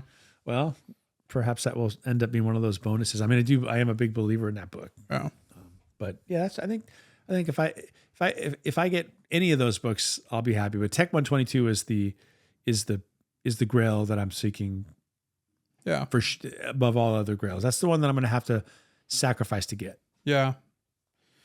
Yeah, that's definitely, that's been on your list since 2024. Yeah. I think given what I spent in 2025 to accomplish what I accomplished, I think it's within reason to think that I could do it if I only focused on that book. Yeah. So maybe I need just to say that's the first book I'll get. And if I get that and there's any room left, then maybe I can get one of these other less expensive books. Yeah. But if I get the less expensive books first, and I'm saying this for you, Rohan, because I know you agree with me. If I get the least expensive books first, I may find myself back here in a year still without Tech 122.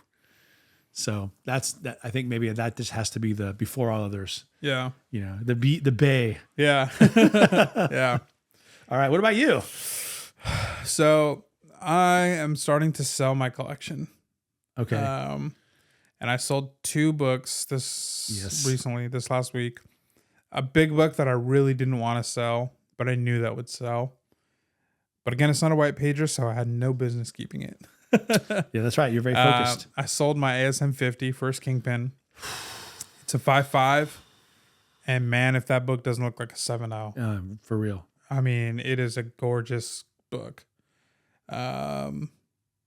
You're going to have a very, very happy customer. Yeah, definitely. Yeah. So I sold it to somebody that I know will cherish it as much as me. He's a real collector. Yeah. And a real ASM collector. Yeah. This dude will buy any ASM from me. Yeah. And so I was happy to sell it to him. So I sold that. And then as you can see right above Mr. Longbox, Batman 423 is no longer on the wall. I haven't sold that one yet, but it has been removed from the wall and put into the selling box. And it was listed this week in my claim sale. So if you're listening to this and you're like, hey, I want a little Christmas present for myself, I've been looking for a Batman 423. It is a 9.6 white page copy. Yeah. So I still have that. If you're interested, you can DM me. And then I sold that FF3. And here's the funny thing. Okay. On December 20th, when we recorded, you were like, are you going to sell? Because I got that graded. I bought that in the first collection that I got.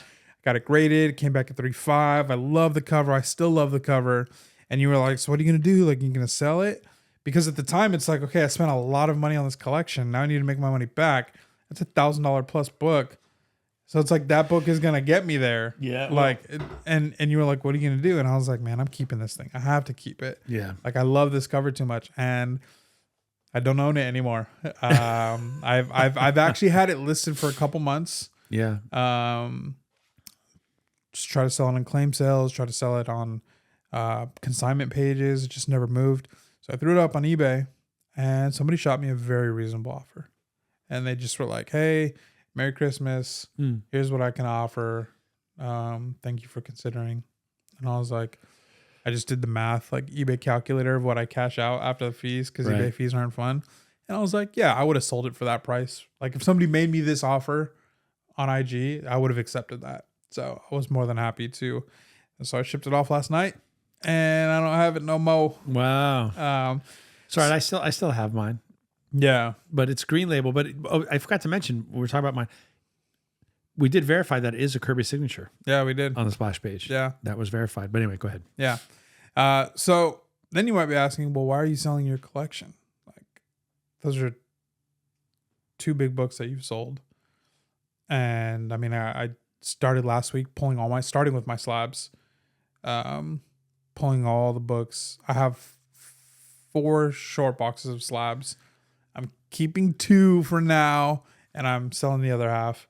Some of them I have to crack because they're just worthless in the slabs, waste of money. Because it was a time where we were all grading everything. Yeah, I don't know what I was thinking on some of them are. So I'll have to crack some of them, but some of them stay in there. So, but yeah. So the question is, well, why are you selling your collection? And honestly, I think the end goal is AF-15. I would obviously love the first Spider-Man, and I saw a 1.0 this week for $13K. Yeah. Wow. That's and my slabs that I'm selling almost get me there. But like slabs that I'm not selling, like FF6, I'm really on the fence about this one. I go back and forth. Yeah. Silver Surfer 3. Or sorry, no, I am selling that one. The ASM 5 and the Batman 227. I've decided that if the price is right, I will sell either of those X-Men. Really? This one though, X-Men 5, I checked FMV. It's staying in the collection for now because I paid more than what it's worth. Like this X-Men 7 is just gorgeous, man. Yeah. You're gonna sell that white pager. The red is so red, popping. My profits on it though would be very good because I bought that book raw. I mean, if your plan is to take the proceeds of all these and go on the hunt for a first appearance of Spider-Man, then the answer is yes. Yeah. Take it from me. Yeah. I don't remember a single one of the books I sold to get FF1. I mean, I do, but I don't, if you know what I mean. Yeah. And AF-15 is on a whole nother level. Yeah. I think really the only book that like on this wall that I just cannot get myself to sell is the Batman 227 because it's like, when am I ever going to find the 7 white pages? And I got somebody who's like, hey, whenever you're ready, let me know. And I'm like, I'm never going to be ready. No. But like, I need, like, I can get this book back at any moment in time. Yep. Always. Forever. And this is 7 white page. Very nice copy. Yeah. So, wait till the Punisher comes out next year in the Daredevil run or wherever he's showing up. This is the movies or whatever. Yeah. I mean, so Spider-Man movie. Yeah. So, but there's also a part of me that's just like, I don't know that I could stomach paying for an AF-15. Like very genuinely, I think it would make me sick to drop all that money, to drop that much money on one book. And yeah, because I mean, it's pretty much going to be in the 13 to 18K range. Well, I'm only saying 13 because that's what I saw the book going for on Instagram this week. But I talked to my wife about it. I was like, even if I sell everything and I have the money there, I was like, I don't know if I could actually pull the trigger. I was like, I genuinely think I'd be sick to my stomach. Yeah. And she's like, it's the first appearance of Spider-Man. Like, I don't think you'll like. She's like, if there ever came a time, should there come a time where we want to put a down payment on a house or, whatever, and we needed the extra money to like get us to the goal. She's like, you could liquidate it and you wouldn't have a problem. That she's not wrong. So at least having her confidence behind it helps for sure. But I don't know. I might be okay with the ASM one, but I don't know. We'll see. Yeah, I hear what you're saying. I mean, it's tough because you might be able to pull the trigger to buy it, but would you be able to keep it? Yeah. Would it always be on your mind that big, you could have that money for whatever else is you want in your life? Yeah. Because it's a lot of money. But yeah, I've spent that money just more than that in the closet right there. Mm-hmm. Like all my PC is worth more than all of that. So it's like, I think if I did it in a trade, I could do it easy. But yeah, I mean, when I bought FF1 this year, it was even though I sold all the books and I had all the money in the account to make the purchase, it was weird to send that much money away for a comic book. Yeah. And I know what you mean, but I can tell you this much. I know it's different because 13,000 plus is more than the 6,500 plus I spent. Yeah. But when I opened this shipping box, mm-hmm. and I posted this on my IG, you can see the video. Yeah. And suddenly the FF1 is in my hand. All those feelings disappeared, never to return. Yeah. I never look at that book and go, "Oh, I could get that much money out of it." Yeah. I never even consider it as a viable option to ever sell that book. I look at that book and go, "It's FF1. It doesn't represent anything. There's no money behind it. It's just FF1." Yeah. So I believe that's my experience with it. And you're like, "Cool, I'm inheriting that book." He's never selling it. He just said it. Oh man, it's so funny. I should have waited. If I timed that right, I might have gotten a spit take out of you. Yeah, that's true. Yeah, you might have. That's funny. But that would be an amazing goal. So, are you officially claiming AF15 as a at least possible goal for 2026? Yeah. Wow, but you guys, you hear that? There's also a very good chance. Because even now thinking about it, like I sold my ASM 50. I sold my Werewolf by Night 32. Like those were two big books that I love in my collection that I sold. I sold the Werewolf by Night 32 with the intention of upgrading, but I think I might just divert that money into AF 15. But there's a very good chance that I just get the money and I have enough for it, and I just say that's enough. Like I understand. Yeah. An ASM 1 would be a very nice, I won't say consolation, just a very nice replacement. I love that book. I genuinely, I've talked about that book. We've talked about that book as like an rated book. Mm-hmm. Not necessarily undervalued because it's not a cheap book by any means. Yeah, but we forget about it because it's not AF15. And it's a fantastic cover, no pun intended, with FF on there. And it's the start. It's issue 1 to the most iconic run of all time. And like, I don't even like saying like as a consolation prize, but just like money that I'm like comfortable spending. See, now if you're talking like, if I'm buying it for the business and it's like dropping that much money, that doesn't, I don't think about it that way. It's like, I would easily you just spend that much because, I know hopefully that I can get it back and some. Mm-hmm. But in the personal collection, it's tough to fathom it. But at the very least, I will be selling off my collection. So come through to the claim sales on IG. You will definitely be seeing. I will tell you when a book is from my personal collection. So are you going to retain some? Will there be a Spro's PC at all ever? Like, is there still going to be? It's got to go to something. Like it's going to something big. So there will. So you're not divesting yourself as a collector. You'll still have a collection, but you're because like I'm not selling the Batman 227. I'm not selling my Daredevil 1. Yeah. But excuse me, like I have Daredevil 1 through 9, and that's amazing. I'll be selling 2 through 9. Okay, I just got to revisit my want list just for a second because I got to throw a dark horse in there. Oh yeah, and that's Daredevil 1. Yeah, that's a dark horse book for me too, because as you know, I absolutely loved the character. Yeah, and Daredevil was pivotal in my entrance into the hobby, and that book is stupidly underpriced right now. Yeah, I might need to put that ahead of Tech 122. Yeah, I agree. I've been telling you for so go ahead and put Daredevil 1 on that list. I think it's not just a sleeper. I think it just needs to be on. That's just an oversight. Yeah. I don't think that I'll get both this year. It's going to be one of the two. But given the fact that one is undervalued and the other is pretty consistently where it's been for a while, it would just make sense to get Daredevil 1 first.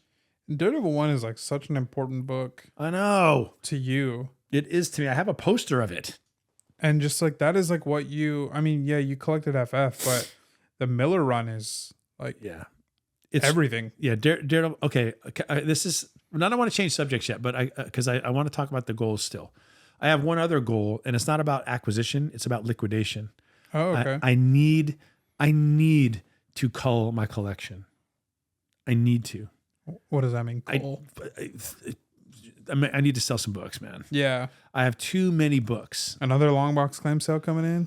Yeah, maybe. Yeah, probably. Or Whatnot? You know, Whatnot seems more likely because I have a lot of books that are like non-keys but are high grade, Bronze Age, copper, silver, that aren't keys. Well, silver's tough for me on Whatnot. I don't really know, but just I've got plenty of keys, but I kind of want to keep my keys. But I got other books that I've just, for instance, I've got all the Star Wars, from 1 to 107, and I'll keep one.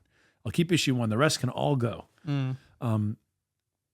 Some of those books are expensive. Some of those books are not, they're $10, $20.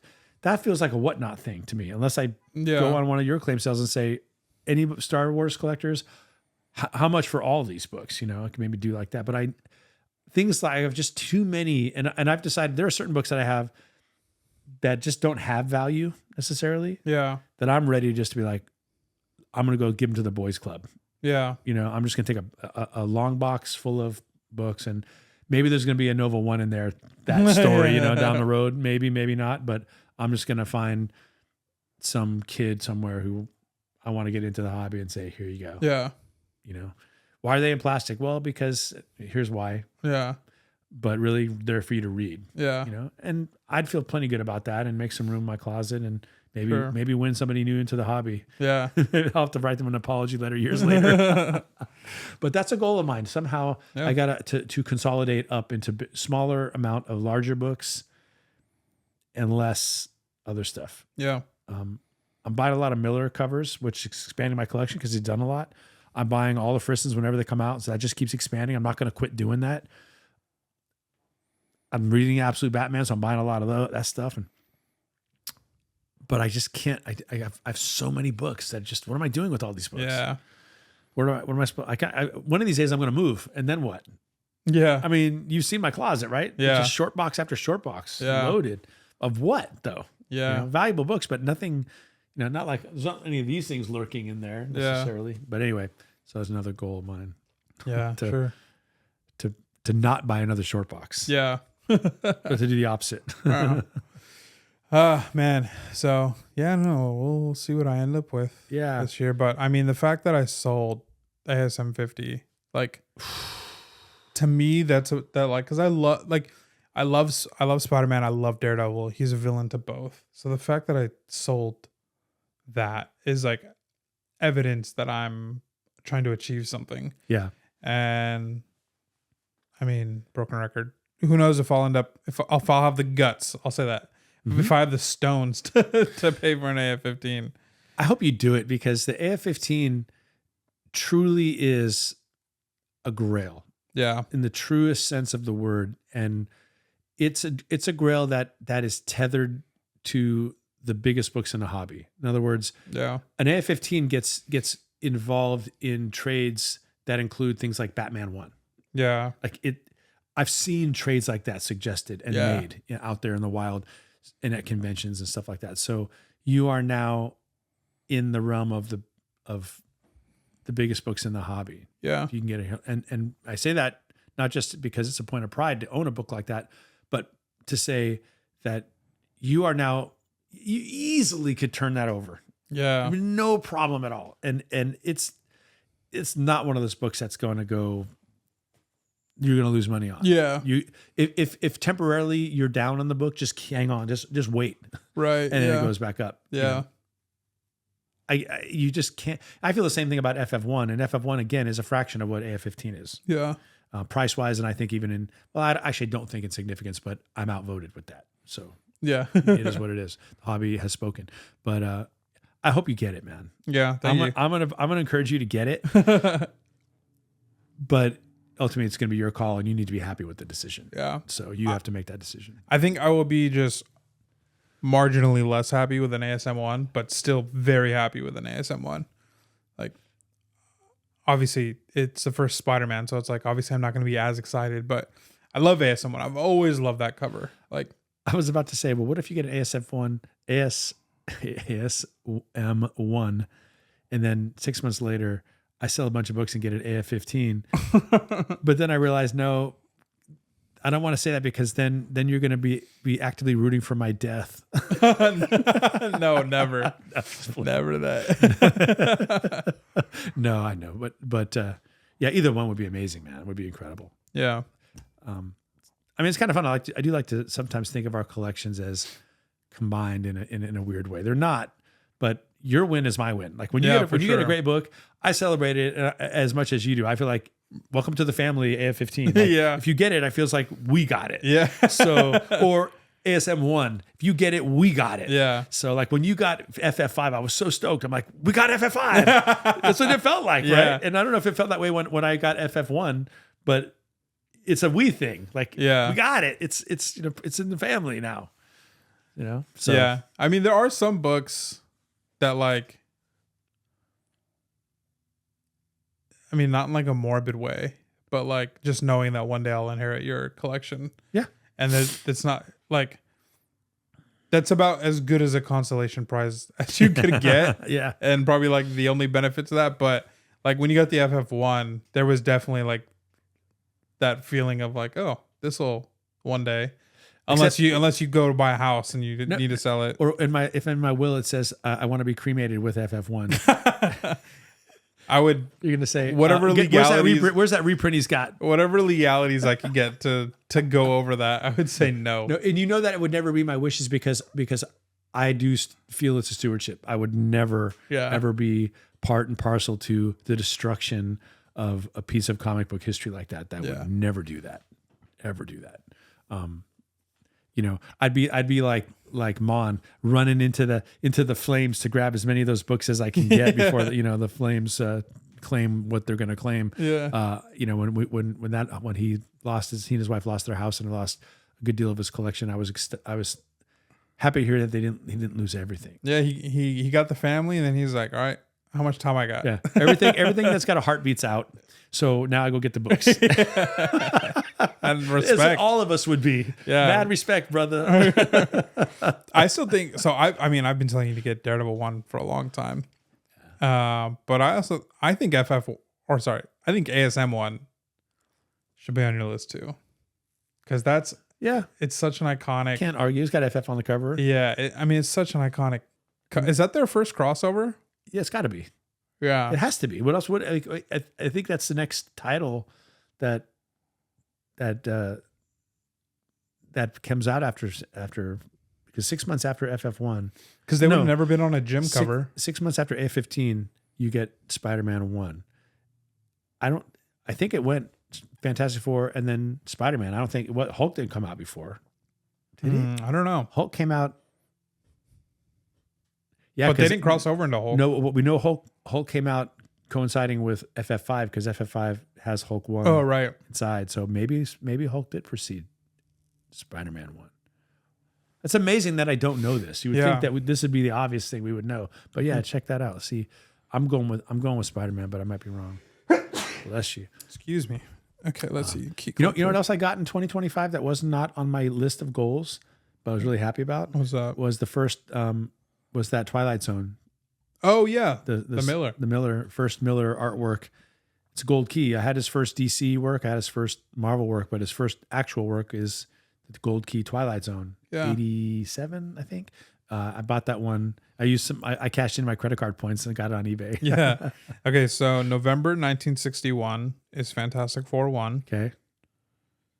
Hulk 1 is May 1962. Okay. Amazing Fantasy 15 is September 1962. And then Amazing Spider-Man is probably 1963 then. No, 1963. March 1963. So yeah, it goes FF1, Hulk 1, ASM 1. AF15, ASM 1. So let me see. Do they actually note that as a key that it's the first FF crossover? Second appearance of Spider-Man, first J. Jonah Jameson, first meeting of Spider-Man and the Fantastic Four, first Chameleon. Huh. I'm still going to stick with it's the first crossover. I think it must be. Is the first. Yeah, because I can't think. Strange Tales, maybe? Yeah, it could be. It could be. But that's not like.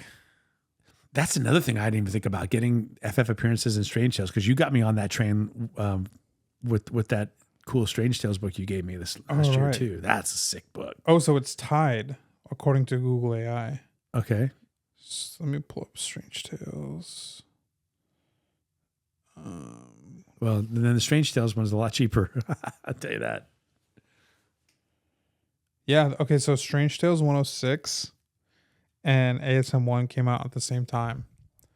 March 1963, same day. I've always wanted Strange Tales 101. I saw it was up for an acclaim sale, because Strange Tales 101 is the first Torch crossover. Yeah. I've always loved this cover. Strange Tales 107. That's a classic. Yeah. Wait, is that the crossover one? No. Oh, which one did you say the crossover was? This is the crossover. What issue? 106. Issue right before. Okay. What? How much is that? Is that book a lot? 106? Yeah. It says high 600. Okay. Let's see if there's any on eBay. Oh, here we go. See, now this is... We can do a purchase now. This is how I wound up with the first Jenny Frison art. was looking on eBay during a claim sale. There's a 1/5 raw that presents incredibly well for $40. Shut up. I'm not lying. No way. Let me see. I'm gonna send this to you. I'm gonna buy it right now. Are you serious? Yeah, but it presents incredibly well. Well, that's what I'm in for. I don't care that much. I'm trying to see, what does the description say? See full description. 4.5-inch spine split. I don't care about spine splits either. Description. Dude. This cover is... Did you send it to me, or are you buying it? Oh no, there it is. You sent it to me. I gotta buy it before you do. Sorry, you're talking crazy over there, dude. Look at that cover. Zoom in on that thing. I've seen enough. I just bought it. Look, this is the 7.5 that's going right now. It looks no different. No, it doesn't. Maybe he just stole. Maybe I just got bamboozled, and he stole the image from the other one. It's completely trashed. It says this item is out of stock. I mean, even if you get bamboozled, jeez, what a cover. Yeah, I just bought it. I mean, here's another one for sale. Oh no, that's a different issue. Yeah, okay, I bought it. Okay, let me see. Let's see if we go to 107. Let's see if we can do some Christmas shopping real quick. I had to do it. It's the first FF crossover tied with Spider-Man 1 for $40. I mean, I can't really go wrong. I hope that has not been unplugged for long. Yeah. If it has, we'll have picked it up on mine a little bit. Yeah. a lot of my inventory that I've been selling the most has been Bronze Age Spider-Man because I have a lot of it. And those Bronze Age covers, man, some of them like are just phenomenal. Yeah. And I look at it and I'm like, man, this is a cover. And then I go back and I look at ASM. And so I talk about AF-15 and ASM-1 being on my mind, but I look at some of these covers and I'm like, dude, Romita might be the GOAT. And like these covers are. Would you make that a goal? Like high grade? Well, don't. You can't now if you're going, you're just too expensive. If you're going for AF-15, you can't, but that is worth noting. But I mean, like I've had a lot of these books before and I'm just like looking at them again and I'm like, man, these are incredible books. Mm-hmm. Like just truly something. The story is number one, but the covers are probably the second reason Spider-Man vastly outpaces Fantastic Four and the rest of the field. Yeah, as most popular. I mean, it's the advantage obviously is that Spider-Man is a singular character, so you can focus just on him in these cool covers. Whereas I think they made the mistake in the Fantastic Four of always trying to depict all four of them in every cover. So you have a lot of these busy covers and not as like the best covers don't have all of them on the cover. It is what it is. Yeah, there's like another thing with the ASMs is it's also like I can't afford to keep it. Like because it's too good of money. Yeah. And nothing like a claim sale. I mean, nothing like a Spider-Man collection to get a claim sale off the ground. People, no matter when you break those out, they sell. Yeah, I know because I'm on the computer when you're going through the ASM box, and I just start hitting insert line because I know there's gonna be a bunch more and they're all gonna sell. Okay, let's see if I can find an ASM 21. I just keep looking at these books that you got me. It's so cool, man. Thank you. Yeah. ASM 21 is genuinely a book that I really like because I really, really like Torch and ASM covers. Yeah. And this is, let me see if I can find a nice copy to show you. This is ASM 21. Oh, that's great. Yeah. And it's acrobatic Spidey because McFarlane is the one who's known for contortion Spidey. Yeah. But this cover is one that's I'm scrolling eBay real quick. Let's see if we can find. Oh, that's a nice copy. A little expensive though. But that's clean. How much? Josh is ready to pull the trigger. $193. Send it. No. No, A15. So wait, real fast, what was the news? Oh yeah. Sorry, I'm shopping now. You shop for me first, then I bought. Now you shopping for you. Oh shoot, this book is nice too. Sorry, we had a one of the cameras turned off because we've recorded for 2 hours now. Very quickly, CGC raised their prices. Oh, I meant to talk about that last week, but I forgot. CGC raised their prices pretty much by a few bucks every tier. Was a hot topic of conversation for about a week on IG, and I'm sure other places. But, I mean, we don't. Neither of us have a CGC membership. Currently, no membership. I was thinking maybe we should, if there comes a time where we are going to submit books again, we should just split an account. Yeah, there's no reason for us both to have one. Yeah, True. That makes good sense. And then the bigger news, though. PSA has bought Beckett. So this is crazy news. I don't think anything is going to change on the card side of things because Beckett is too big of a name in cards. They're like black or gold label. PSA Pristine 10. Or Beckett 10 is essentially the biggest book that you can have.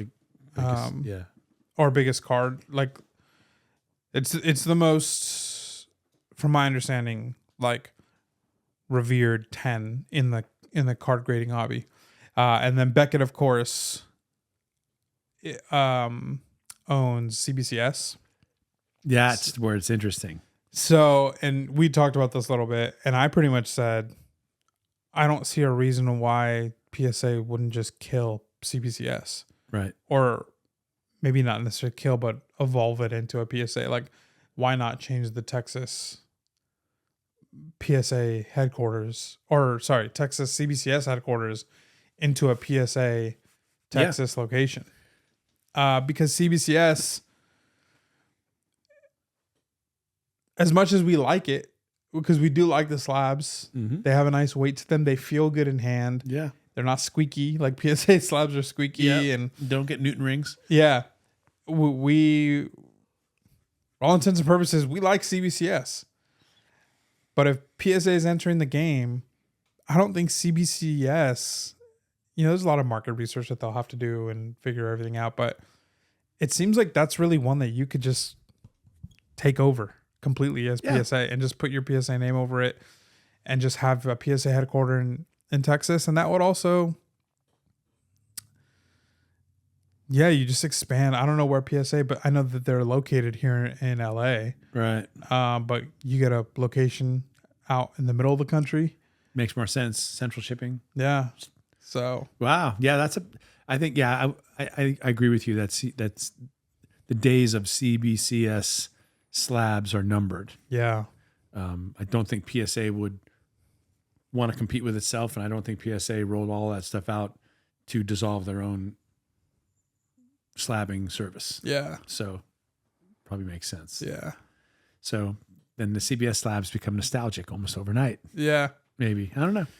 Yeah. So that's what I see happening is PSA dissolving the CBCS name and then just taking over.